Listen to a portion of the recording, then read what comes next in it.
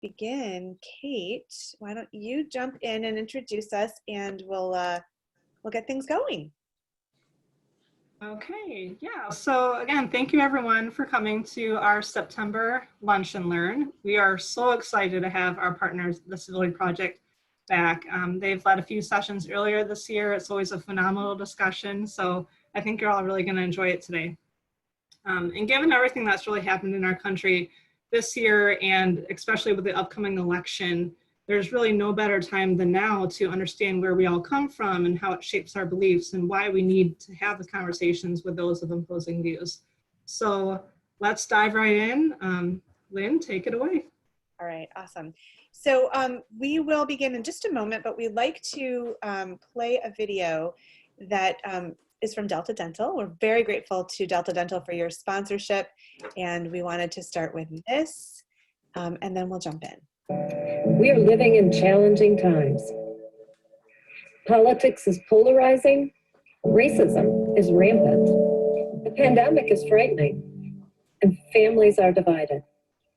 Tough times require more dialogue and more understanding. But navigating our differences constructively is hard work.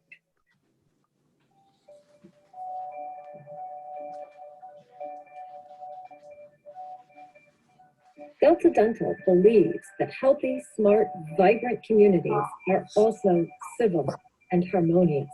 They are places where disagreement does not have to be toxic or destructive. Civility starts with listening. Welcome to the Civility Project. Right. And again, thank you so much to Delta Dental, not only for sponsoring this session, but for sponsoring the Civility Project. We are very grateful. So with that, I would like to introduce Stephen Henderson and Nolan Finley. And if you guys could begin by introducing the Civility Project, what we're doing here, and take it away. Let's do that. Well, thanks, Lynn. Thanks, Kate, Margaret, and the Delta Dental staff. We do appreciate your support in this project, and we think it's a worthwhile project, particularly, you know, in the times we're living in. It just seems every day it gets a little worse, and every issue that comes up, we find it harder and harder to find any sort of unity, you know, and any sort of ability to actually discuss the issues before us without screaming at each other, threatening each other, and you know, we can't last long like this. And so that's why this excuse me, this project is important to us, because, you know, productive discourse is important to us, and we're not seeing much of that today. Can you give us a little background about the Civility Project and what you guys are trying to do with this? So I think the Civility Project is probably best described as an effort by Nolan and I to take the 12 or 13-year relationship that we have had and take the lessons from that and share them with other people, and see if there are parts of that or blueprints from that can help other people reach a space where you can actually talk about difficult political issues, where you can have difficult conversations with somebody who you just don't agree with, somebody who does not see the world in the same way you do, and do it without devolving into name calling or you know, the bitterness and antipathy that we see too much of in political discourse right now. Nolan and I, like I said, have known each other. It's either 12 or 13 years now. It's getting kind of long in the tooth. We met when I came back to Detroit in 2007 and became the editorial page editor at the Detroit Free Press, which is the liberal newspaper here in Detroit. Nolan was the editorial page editor of the conservative Detroit News, and had been for about a decade at that point. And because we were opposites, I think people thought it would be interesting to put us in situations where we could argue, where we could fight. So on television and on radio and on stage in various places, people were putting us together as kind of a yin and yang, and we did that. We'd get up there and get after each other about things we disagreed about, but we pretty quickly discovered that we liked each other, and that we had a lot of things in common that didn't have anything to do with politics. That the things that we thought about didn't define either of us to the point where we couldn't find other things that made us friends, and over time made us really close friends.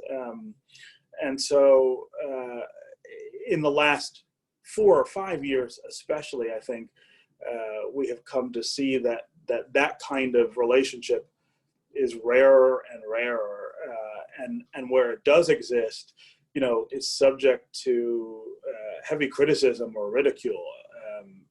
Both Nolan and I can talk about people in our sort of ideological circles who don't understand how we can have a relationship with the other one, right? People tell me all the time, how on earth are you friends with that guy? Why do you put up with him, et cetera, et cetera. And I know he hears that and even probably worse about me.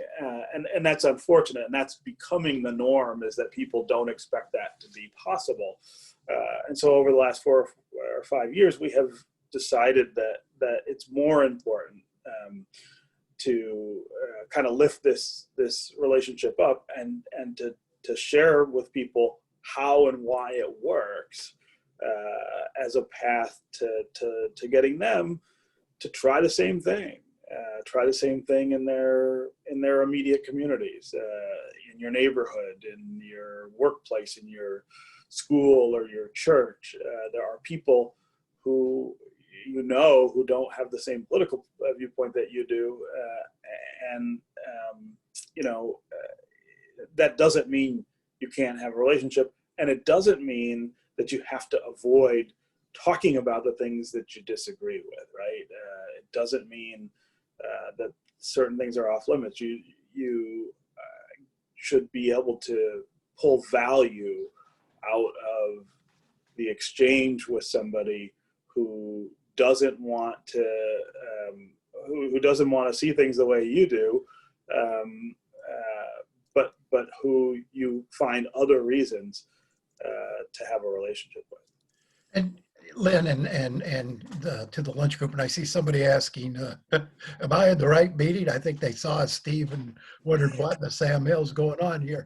But I'll go, excuse me, I'll go one additional comment on why this is important. I mean, it's easy to find a lot of friends, a lot of people to hang around with, a lot of people to build relationships with who think exactly like you do. You don't have to make this effort to try to get to know people who are different from you, who think differently from you. But when you do that, when you block yourself off from people who hold different opinions, you limit your own understanding, your own growth, and you tend to default toward hate. And Steve and I hear this all the time from people who don't even know us. It's not, oh, I disagree with you. It's, I hate you. And hate's a powerful and very destructive emotion. If that's your first instinct, to hate people who hold a different political view, I mean, there's a process here.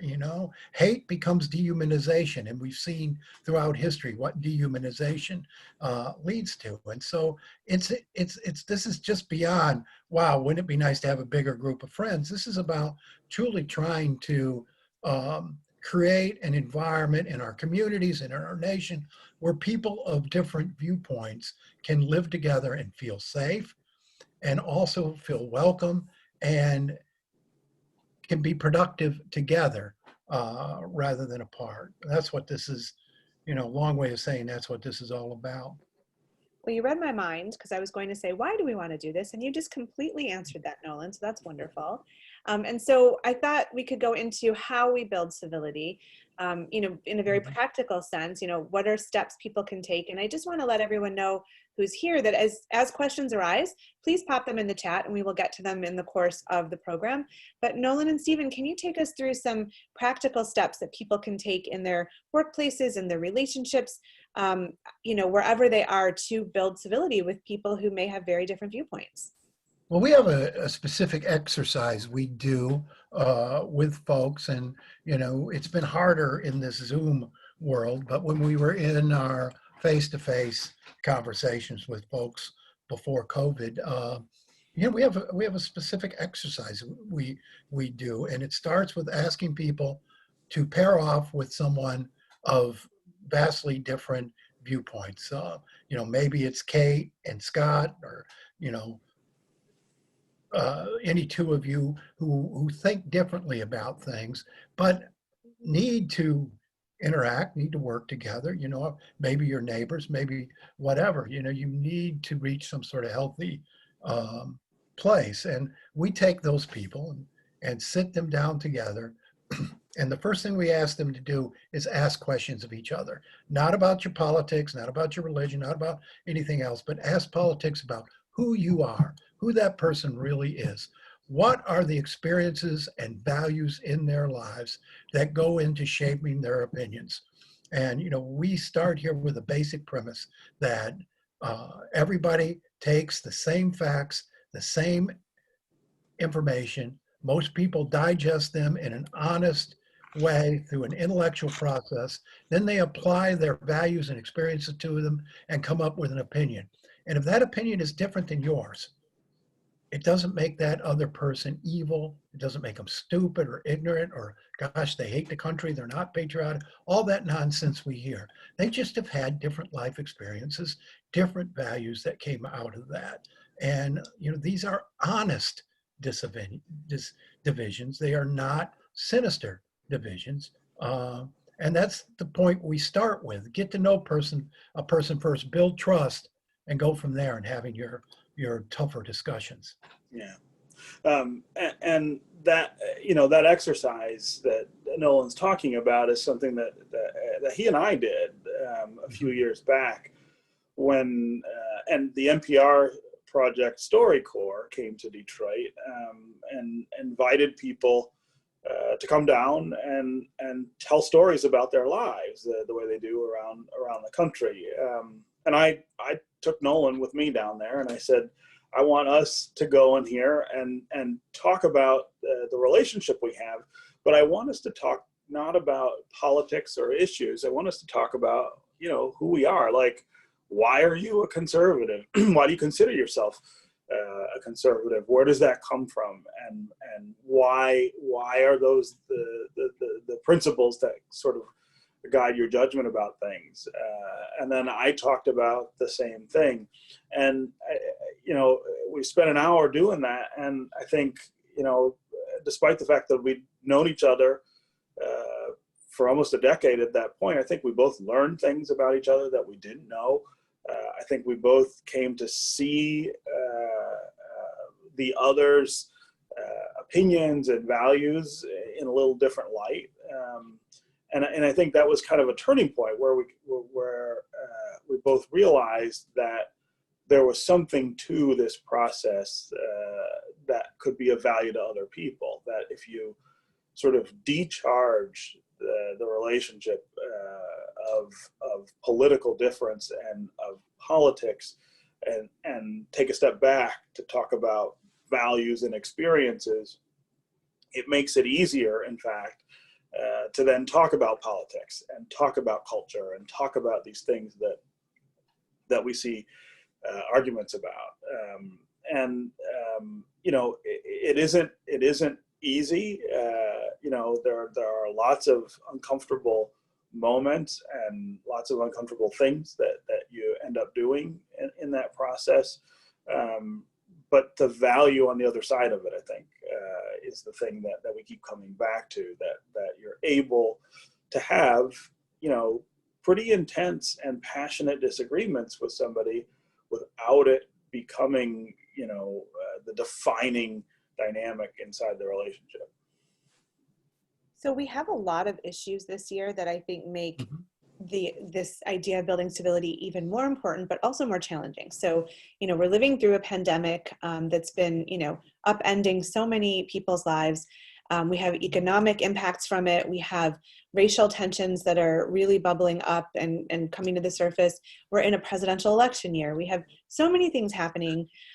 So where should people begin? It can feel almost overwhelming.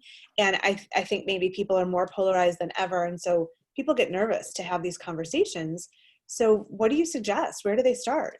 Start with the people closest with you, the people that you have reason to interact with, but who you've been sort of kept apart from because of your political difference. So start with those people in your family, in your neighborhoods, in your workplaces, who, you would benefit from a productive relationship with, but you just can't get past your resentment toward that person for their political views. Not going to, I mean, none of us are going to cure the or close the divide in the nation, but we can close the divides within our own families and social groups, or at least we can try and start there. And Steve, I'm going to let Steve talk about the first, one of the first steps here after you've done that groundwork of building trust. You have to learn to listen. And Steve, most people don't know how to listen, or don't know how to listen well, right? Yeah, well, we don't. And I always say it's that I think that for a lot of us, we don't really know what that word means. I think a lot of times we think listening means that we're not talking, right? If somebody else is talking and we're not, well, that means I'm listening. But oftentimes when someone else is talking, we are not really focused on what they're saying or trying to understand where they're coming from or why they're saying it.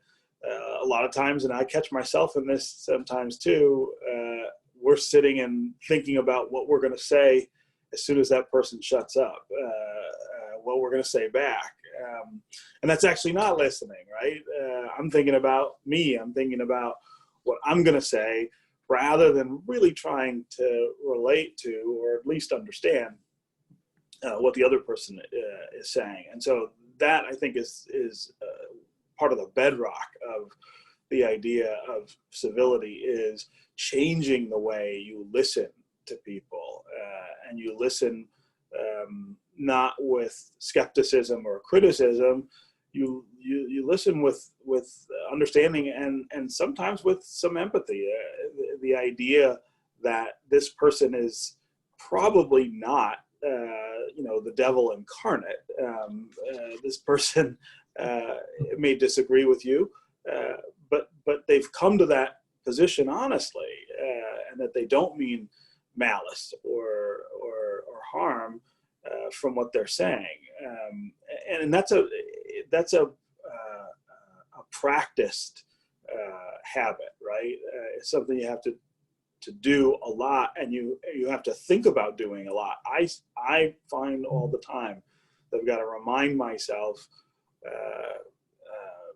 to stop reacting to what someone's saying while they're talking, and just keep listening for a way to really understand where they're coming from. One of the other real bedrocks, I think, of this whole exercise is the commitment to the idea that the relationship itself is bigger than whatever disagreement you're having. Nolan and I really get into it from time to time, and we really disagree on a whole host of things, and on some pretty fundamental things. But neither one of us ever gets up from a discussion or an argument and says, that's it. I'm done with this guy. I am not talking to him anymore. I'm not gonna deal with this anymore. We always commit to the idea that you come back, and that you come back to continue to try to understand where the other person is coming from. And that's also a really difficult and practiced activity. Think of all the places in our world right now that actually discourage that, right? Social media in particular rewards us for shutting other people down, right? This idea of I'm blocking you, I'm going to block you on Twitter, and I'm going to block you on Facebook, which means that we aren't going to have a dialogue anymore. That feature alone suggests a shutting down of dialogue that I think is really dangerous. Cable news, the 24-hour news cycle, you've got to fill 24 hours every day with quote unquote news, which there isn't, right? There isn't news 24 hours a day most of the time. So what do you resort to? You resort to conflict because that's what people will watch. And you try to get the most bitter conflict you can to keep people entertained. And there's this, there's this point scoring and winning kind of approach to it that says we don't have a relationship, right? I'm just here to embarrass you and to shut you up for the audience. This asks us to, this concept of civility, I think, asks us to take a different tack to all of that and to really say, no, I'm not going to shut this down. I'm going to stay and I'm going to keep working on this so that I can get to a place where we both draw value out of the interaction. And set honest goals for the conversation, for the interaction. If you're headed into this with this idea that you're going to convert the other person, you're going to change that other person, and that's your mission, just stay away from it. I've been working on Steve for 12 years. I have not brought him into the light. And so my goal isn't to preach to Steve or to try to convert Steve. My goal going into this conversation is, well, maybe I can learn something from Steve. When I started this opinion job 20 years ago, I started with the basic premise that I may be wrong. And what that has done, not being so smug in my own opinions, not being so convinced of my righteousness, has forced me to work harder, to explore my opinions, to prove my opinions to myself, to test them, and to be willing to change my mind. And, I've held to that now for 20 years. And, the easiest thing in the world is to say, here's what I believe. And then when an issue comes up, go over here and say, yeah, this box, this box, this box, this box, and not give it any thought, not test your positions. And so if you go into the conversation with the idea, set aside that self-righteousness with that idea that I may not be 100% right, and perhaps this conversation will enlighten me in some form if I just listen. We have some really good questions in the chat. Margaret said that she wants to know how we do this, how we be on civil terms when we see an issue as oppressing or harming us or our loved ones. Yeah, I think that's one of the hardest parts of this. And it's one of the hardest parts right now because a lot of the things that we're dealing with are fundamental rights issues for a lot of people, right? We live in a nation still that does not respect everybody's rights equally. The massive protests that we see in the streets right now are in response to those inequalities, and we're always really upfront about the idea that civility doesn't mean that you acquiesce to somebody trying to oppress you. You don't fold for somebody who's trying to deny you the rights that you have. We're talking about something quite different, where individual interactions with people in our communities that should be more civil than other places. The other thing that's true is even within those interactions with people we know and people we might even count as friends, if the interaction gets to the point where you feel like that's happening, if the interaction gets to the point where you feel like it's not productive to continue the conversation right now, it's okay to say, you know what, we can't talk about this right now. We can't talk anymore about this right now because there's no point in it. Nolan and I reached that point a lot where it's just too much, and there isn't a space to get to where one of us is going to understand what the other is saying any more than we already do. But again, you get up from the conversation and say, I gotta walk away from this right now. But you say, I'll be back. Get a bourbon, I'm not right? walking away for good. You grab a bourbon and come back. I would add to that, think about this. Most of our disagreements, and I think most often our disagreements in general with people, aren't about outcomes. I think we all want the same outcomes. We want a better, more prosperous, fairer society. We want our children to succeed. We want peace in the world. The argument's not over the outcome. The argument is over how we get there, the solutions. And that's a healthy argument to have. If you're arguing over an outcome, no, I don't want peace, I want war. I mean, that's a whole different thing. But I think most of the time, Steve and I have found that we want to get to the same place. We just see different roads of getting there. And you can have a more productive conversation once you understand that. So a couple of people brought up the concept of cancel culture. So Janelle was saying that cancel culture discourages meaningful interactions of people we don't agree with. And then another person said, I was thinking of cancel culture too, and how you feel it relates to these conflicts and civility.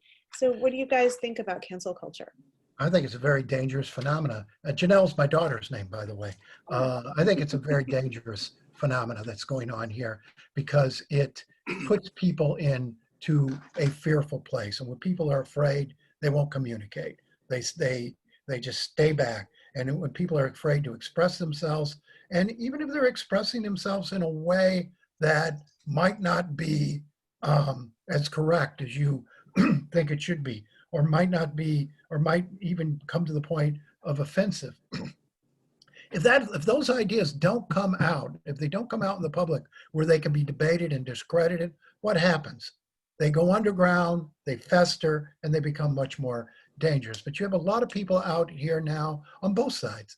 I mean, we've seen both liberals and conservatives canceled, that they're afraid to have a conversation with somebody who is markedly different. Maybe they're of a different race, a different sex, different religion, political, afraid that they might inadvertently say something that ruins their life. And we've seen it happen, and nobody should be afraid to have a honest, meaningful discussion. This is how people learn and grow and how we come together. But if we're always playing gotcha, and it's particularly true on the damn social media platforms, always playing gotcha, always looking for some reason to say, you said that at one point in your life 40 years ago, you thought that, so you're no longer suitable for public display. You no longer have a legitimate place in society. It reminds me of the French Revolution, and I wonder how many of us will be standing at the end. How many of us will pass the test? The idea of this cancel culture and the idea of people, suffering kind of ultimate consequences for sometimes incidental offense is, as Nolan said, really dangerous. But it's also pretty complicated, and it's really hard to sort through. I had an experience recently at one of my kids' schools where diversity and inclusion is a huge issue. It's a school whose population is changing a lot, and there's a lot more diversity than there ever has been, and there's all kinds of challenges as a result. But the headmaster at the school was telling me about an incident that people had gotten really upset about. Some people had gotten really upset about at the school. They hired a Black administrator at the school a few years ago, and in a pretty prominent position. And a white parent came up to this new administrator in his first year, and said, "Thank you for being Black," which is not really an appropriate thing to say to somebody. It reflects a little bit of daftness and inappropriateness. Mm-hmm. And the administrator was good about it. I mean, he didn't overreact. He said, I think I know what you're trying to say. Appreciate it. But some parents heard about it and got really upset and wanted the school to take some action or strike out against this person. And we were talking about how, look, that's not an appropriate thing to say, and you got to address that, I think, up front and say, look, this is a weird at best way of expressing your appreciation for diversity. Is a better way to do it. But the wrong way to respond to that would be to come down, like a ton of bricks on the person who did it. Yeah. That's not somebody who's acting with malice. That's not somebody who's trying to push back against diversity. In fact, he was trying to welcome it. He just didn't know quite how to do it. And there's a lot of that right now. I mean, I think we have to be, as we are pushing for things to be different, we have to accept that people's reactions to those differences are gonna span the gamut, right? There's gonna be people who are ready for change and understand what that means. There's gonna be people who don't really get it, and you have to be patient enough, I think, to separate malice from ignorance or inappropriateness and respond the right way to it. But you also just have to be patient and to be able to say the goal is that things are better, that this place that we all exist is more diverse and fairer, and the way to get there is by bringing people along into that space. It's not by shutting them out or shutting them down. And we can't lose in this society the concept of redemption, that people do change over time and people can get better. And people who may have thought one way a decade ago don't think that way today. Maybe they've grown. Or people who have been committed an offense years ago don't have to pay for it the rest of their life. There is atonement, and there is redemption. And I think this practice we've seen now of going back 30 years and saying, well, you said this, so now you're disqualified the rest of your life, flies in the face of that idea of redemption. And I just think it puts us in an angry place when we should be working together to try to increase understanding. And that's part of what this project is all about. So Tanya asked that, sometimes both sides do not want the same outcome, and she mentions Hitler, for example. Right. So how does civility come into play in extreme cases like that? What do we do then? Well, it doesn't. Always done. We try and smash that. But, yeah. I mean, you have to be able to separate. Again, there are evil people in the world. There is evil in the world. We live in a country where evil institutions were part of the founding and have influenced everything since. You got to be able to confront that, and it's okay to dismiss people who want to perpetuate those institutions or those inequalities. It's okay to say, hey, that's not part of what we're doing here. But again, I think that's a really separate issue from the way we relate to each other in our individual communities, right? For the most part, the people we interact with on a daily basis at work or in school or in social settings are not part of that. There are people who don't understand perhaps the way in which they play a role in the perpetuation of those inequalities, right?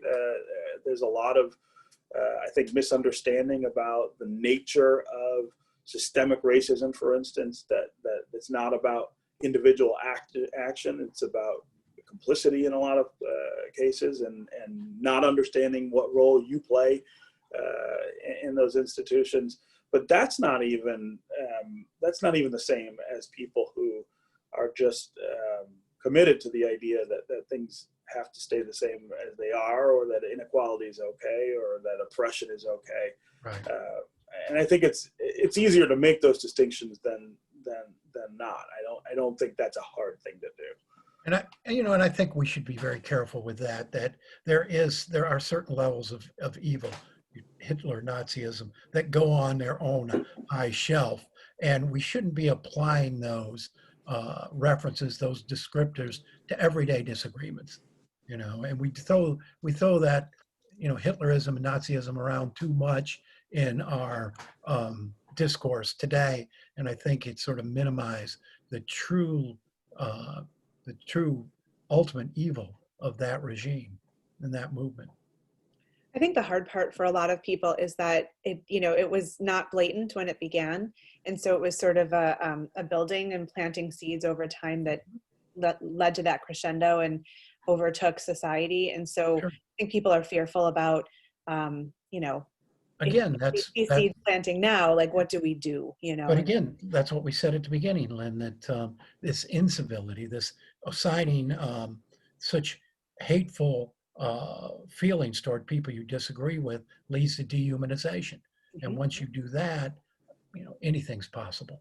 Yeah. Any bad thing is possible. So Tanya followed up her question by saying, what she was trying to get at in asking the question is that it seems civility begins with each individual and their circle of contacts. So that's of course you got to commit to it. Yeah. And you're going to come up with encounter people who aren't as interested perhaps in a civil discussion as you are. And I would say, the answer to that is just to commit to getting to know that person and why they're so entrenched. Ask those questions. You ask people questions in a conversation about them and how they feel, it tends to soften, the discourse. And I'm not trying to play Dr. Phil here, but I do think if you do express an honest interest in figuring out where somebody is coming from, it takes the tone down a little. So Janelle said, sometimes people are so far removed from each other culturally that it seems almost impossible to explain issues and needs. Do you have any suggestions for narrowing those socioeconomic gaps in understanding? Yeah, no, that's a great point. I mean, and it kind of goes to a little bit to the story I was telling about my kid's school, where you just have people who are not exposed to a lot of things that aren't part of their world or aren't part of their background. And, again, I think part of the key is confronting that gap where it exists, not pretending that it doesn't exist, which is what we've done for a really long time in this country. You got to point it out, but you point it out in a way that doesn't dehumanize the other person either, right? You point it out in a way that doesn't assume the worst faith on the other person's part, that doesn't assume that this is part of some effort to push back or to push down on somebody else. A lot of times people really don't understand what somebody else's life experience is like. They don't understand the role, again, that they may be playing, or that institutions that they belong to are playing in somebody else's misery or difficulty. And I do think you have to give people a lot of quarter there. I mean, you have to not assume bad faith until they prove that they're acting in bad faith. You got to give people way more chances then I think the culture right now encourages us to. It encourages us to give people no chance, right? You screw up and you're out, you're done. I think taking a deep breath and saying, well, what does this person really mean? What is this person really saying? And again, knowing more about that person and knowing where they come from, knowing what their experiences are, it makes that a lot easier. If it's somebody who you've spent some time trying to get to know, when they say or do something that seems removed from your reality, I think you can understand a little better why that's true. Mm-hmm. And don't assume you have nothing in common. I mean, you would look at Steve and I and think we had nothing absolute in common. But part of our StoryCorps exercise was getting at that commonality in terms of, experiences even. And you wouldn't look at our backgrounds and think that was possible. But in talking about it, we did find a good number of common points. And I find, in my own life, my own experience as someone, from the South who came here at a young age, and segregation was part of our life there. Black people, white people didn't mingle. Once you get up here and get to a point where you are interacting, I was interacting with African Americans, I thought the similarities, were just remarkable in terms of our upbringing, the food we were raised with, the way our parents, dealt with us in terms of discipline, the religion, much more in common than with, say, the immigrant community, the white immigrant community here. And it just always startled me why poor Southern whites and blacks have such a hard time getting along when they do share so much cultural similarities. So Margaret asked a question. She says, the debate about filling the Supreme Court seat vacated with the passing of Ruth Bader Ginsburg last week is rife with fear, hypocrisy, and perceived danger for large groups of society, particularly women. And she asks, how do we even begin to look through a civil lens when the stakes are so high and the behavior of politicians on both sides is so bad? I think one of the things we need to do is look at why the stakes are so high. Why is one Supreme Court justice so important, or two, or three, or the court in general? And my answer to that is because we have increasingly turned to the Supreme Court to do what we refuse to do through our normal political institutions. We've asked the Supreme Court to referee and settle our culture wars, and that's not its role. To make policy, if you will, to do the things that we were supposed to be doing, Republicans and Democrats, in the houses of Congress. And we've just too often now and increasingly looked at the Supreme Court as, okay, now it's up to you. And if we could move back to a more functional legislative process, the court wouldn't be nearly as important as we've made it to be. How do we do that, Nolan? Well, I think we've got to continue to one, we've got to stop rewarding bad partisan behavior. And that tends to be what we do now. And we've got to insist that these folks work together. I'm not sure it's not time for another political party to rear its head and say, look, you two parties are too far on the extreme and just refuse to work together and are too embedded in hate for one another and power struggles. And that's not where most of us live. And I would love to see a party for the rest of us, if you will. Yeah, I think Nolan's right about the court and its role and the way that it's been perturbed terribly in the last 3 or 4 decades. I would say that there's one side of the court that has done that, and it's the side that's had the majority. We've had a Republican majority on the Supreme Court for 4 decades now, and that majority is being maintained by exploitation of constitutional and legal provisions that are set aside to protect minorities from tyrannical majorities, but instead are empowering a political minority interest far beyond its popular support. You look at the polls, just the polls this week about what people think should happen. 60-some%, 2/3 of the public says this seat should go to the next president. And the reason they think that's true is because this same majority in Congress took a seat from President Barack Obama in his last year. But the Senate doesn't have to listen to that majority because they aren't elected by the majority. The majority in the Senate, the Senate majority that Mitch McConnell guides, is elected by a minority of Americans. And that's part of the problem, right? I mean, we've got a system that is where set-asides to protect minority political interests are, again, really out of whack. And part of the reason that's true is because we are so polarized. This happens at various points in American history. Because of that, that's why you're seeing, for instance, the last two Republican presidents elected without popular support, elected by the Electoral College. I mean, think of it this way.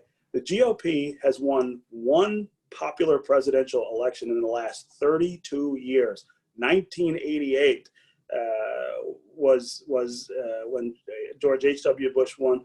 The only other person to win a popular election since then on the Republican side has been George W. Bush when he was reelected in 2004. And yet Republicans have complete control of the Supreme Court. They will have appointed those two presidents elected by a minority of voters will have appointed 5 of the justices. That's just not the way the system was designed. And you do have to start thinking about, I said the other day on a national radio show that, you know, the system will either reform or it won't deserve to survive. And that's, you know, the person I was talking to said, that's a pretty radical stance. I said, well, that's what Thomas Jefferson said when he was writing the Declaration, that he wasn't, the idea was not to create a government that subjugated its people. It was to create a government that was subject to the will of the people. And we've gotten a really long way from that in modern America. And some of what we need to do is change the way that we relate to each other. But some of what we need to do is reform the institutions that reward this kind of minority, the tyranny of a minority, which is really different from tyranny of the majority. I would argue that we don't need to, we simply need to return our institutions to their original purpose and original structure. And if you look at the roots of this, you can blame Republicans if you'd like, but if you look at the roots of this, it was Harry Reid, the Democratic Senate Majority Leader, who paved the way for minority rule in the Senate. And I think one of the biggest mistakes we've made in judicial appointments is ending that 60-vote rule. And that was Harry Reid who did that, not the Republicans. And I think it's a mistake also to think about the court in terms of Republican Democrat, because these people are there a long time and they don't always adhere to their wishes of the people who appointed them. We've got one justice now, the Democratic justice that George H.W. Bush, or the Republican justice that H.W. Bush appointed, Steve, now voting with the liberal bloc. Name escapes me. No, they're all gone. Souter and Stevens are gone. Yeah. But those are examples of Republican. But by the time they got to the end, they had completely. And look at what's happened to John Roberts. And not towing the line people expected him to tow. And I think that's not look at Elena Kagan, who is voting differently often than people expected her to. I think it's a mistake to say, okay, we've got, these are Republican justices and these are Democratic justices. Most of the time, their decisions are not 5-4. No, right. 90% of the cases are unanimous. So I don't, I think that, we should restore the 60 vote rule that Harry Reid blew up. and then follow the Constitution from there. It's when I don't think there's anything wrong with the Constitution. It's when we start deviating from it and try to gain a partisan advantage and forget, as Harry Reid did, that someday the other party will be in charge. Yeah. And I feel I that don't agree that there's nothing wrong with the Constitution, and I think anybody who has been subjugated by the provisions of this Constitution would have a real problem with that. The Senate. Except it was the Constitution that enabled the change. I mean, we didn't have to No, change it was a the war that Constitution. it was a We didn't war have that to enabled change the the change. Constitution. It was a We didn't war have- that enabled the change, and that war, following that war, Yes, we passed 3 amendments without the Southern Absolutely. states voting. absolutely. But the Constitution had put in place the process to change. We haven't had to throw out our Constitution and start it over to make progress. We work within the system. Sure, And we did. That's within- why the Civil War amendments are referred to as the second founding, because they went in a completely different direction without the South, but and the South had to come back and join. the Constitution enables a process in which it can be amended and it can be changed. And I think when we forget that, we're going to have to, when we change the rules, when we get too far outside the box, we're going to have to live with that when the next party gets in charge. It's short-term thinking over these last few decades that has led to our issues. I mean, all our politicians care about is maximizing their power while they're in office, and they don't care what happens after they're gone. Right. No, it is a huge problem. But the institutions themselves, again, if you look at why they exist, what their roots are, the makeup of the Senate is heavily influenced by slavery when the nation is founded. The Electoral College has its roots in slavery and trying to game the system to preserve the ability for Southern states to do those things. I don't think there's anything wrong with saying 200 and some years later, let's take a look at why we do things this way And people whether are doing we might that. do them differently. People are doing that. The national popular vote movement Yes. gaining Right. steam. One Yeah. time, it was supported heavily by Republicans and not so much by Democrats. Now that's sort of reversed. I believe we'll come to a point where, without amending the Constitution, we move to a national popular vote. So So as you can see, Nolan and I do this. I mean, we really do disagree. Like when we get going, Well, we as really we do head get into it. toward the end of our session, I think we can close with one quote. There's been a really lively discussion going on in the chat about how, lots of us are in segregated circles or really sort of in our own bubbles, especially throughout the state of Michigan. And so people are asking, how do we expand our circles if we're so limited in our exposures? And if we want to go beyond that bubble, what can we do? And maybe we end with that question today. Well, I'll take a first stab at it. I would try to move beyond this idea that all of your social activity and that your entire social circle exists within a social media world or realm. Let's get back to face-to-face discussions. The opportunity for miscommunication is slimmer. People are less civil once they sign on to social media. I mean, the examples are endless. I mean, just yesterday, the son of one of my coworkers, a kid I've known for years, and when he first came into his career, tried to help. He's in the PR business, and he's out there on Twitter calling me an embarrassment to the city of Detroit. And I texted his dad and said, "Man, your boy's a PR genius." But it's so easy to, and that need, that urge to express yourself and to put your opinion out there, damn the consequences, is so great. So I think, taking a break from that world and actually trying to have some I know it's hard now, but trying to have some face-to-face interactions is very, very important. Yeah, and I think forcing yourself to be in spaces that are different from where you're from, that's really difficult. But and if you don't have a job that forces you to do it. Sometimes it can be elusive. But I also, you know, I'm going to put this out there. It's a little bit controversial. We need to live differently than we do. We need to live in different places than we do. We live in a region that was by design one of the most segregated places in America, and even since then has just followed that pattern over and over and repeated it. You know, I have lived in the city my entire life. I've never lived in a suburb in any city I lived in. That's not okay. I do that because I'm comfortable living in the city. If I really wanted to shake things up, I would move to Livonia, where Nolan lives, and live next door to him, which I'm sure he would love. The house will be for sale soon, Steve.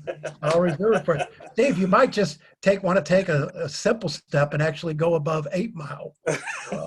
Once in a while, Once a right? He's come to our But house. I don't Big- even leave the city. It's a big world out there, Steve. Well, on that note, I think it's a great way to end. We want to thank Delta Dental for sponsoring this Lunch and Learn, and everybody for staying with us this hour. I hope it's been really interesting to you. We will be including you on our next newsletter. We send out a monthly newsletter to continue the conversation, offer resources and tips for building civility, and we'd love to hear from you guys. So thank you so much for being here today. Thank you, Delta this was Dental. fun. We sure appreciate you all. Yeah. Thank you.